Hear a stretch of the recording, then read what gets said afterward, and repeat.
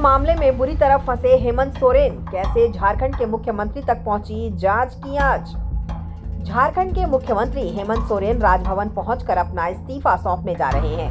ED की लंबी पूछताछ के बाद वह बुधवार रात राज्यपाल से मुलाकात करने पहुंचे। इस दौरान झारखंड मुक्ति मोर्चा और कांग्रेस गठबंधन ने सोरेन सरकार में परिवहन मंत्री चंपई सोरेन को विधायक दल का नेता चुन लिया।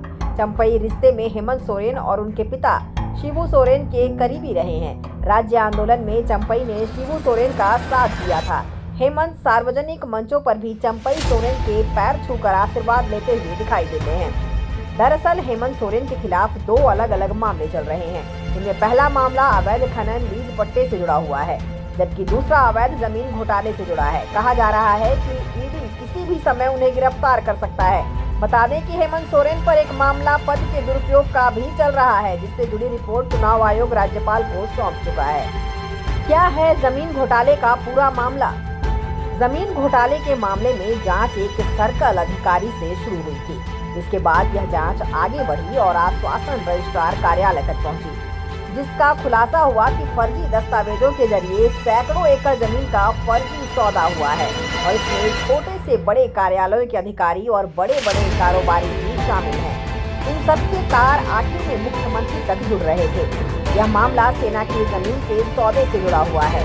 फर्जी नाम और पते के आधार पर सेना की जमीन की खरीद और बिक्री हुई। इस मामले में रांची नगर निगम ने प्राथमिकी दर्ज करवाई थी।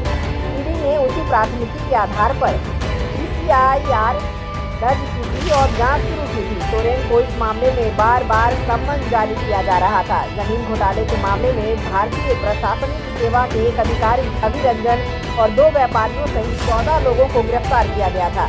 छवि रंजन झारखंड के समाज कल्याण विभाग के निदेशक और रांची के उपायुक्त के रूप में कार्यरत थे। अवैध खनन में धन शोधन मामला। जांच एजेंसी जमीन घोटाले के अलावा अवैध खनन में धन शोधन की जांच कर रही है।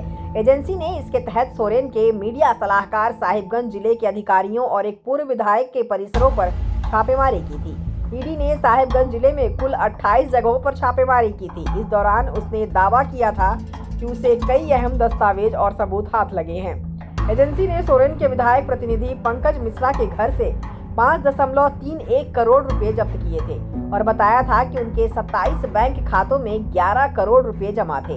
इसके बाद ईडी ने पंकज मिश्रा को भी सम्मन जारी किया था और फिर PMLA के तहत उनकी गिरफ्तारी की थी। उसके बाद एजेंसी ने PMLA अदालत में 16 सितंबर 2022 को आरोप पत्र दाखिल किया था। इस आरोप पत्र में झामुमो के पूर्व कोषाध्यक्ष रवि केजरीवाल का बयान भी दर्ज था। मुख्यमंत्री सोरेन ने मिश्राल संथाल परगना से पत्थर और रेत खनन से आने वाले पैसों को सीधे प्रेम प्रकाश को सौंपने को कहा था। उसके बाद इसी साल ईडी ने 8 जुलाई को मिश्रा के घर पर छापेमारी की थी। प्रेम प्रकाश की 25 अगस्त 2022 को गिरफ्तारी की गई थी। मुख्यमंत्री को भेजे गए 10 सम्मन। मुख्यमंत्री हेमंत सोरेन को पहला सम्मन 8 जुलाई को जारी किया गया था और 14 अगस्त को हाजिर होने के लिए कहा गया था। इसके बाद समय समय पर उन्हें सम्मन जारी किए गए और हाजिर होने के लिए कहा गया, लेकिन सोरेन नहीं पहुंचे। एजेंसी ने उन्हें खुद ही समय और जगह तय करने के लिए भी कहा, लेकिन कोई जवाब नहीं मिला।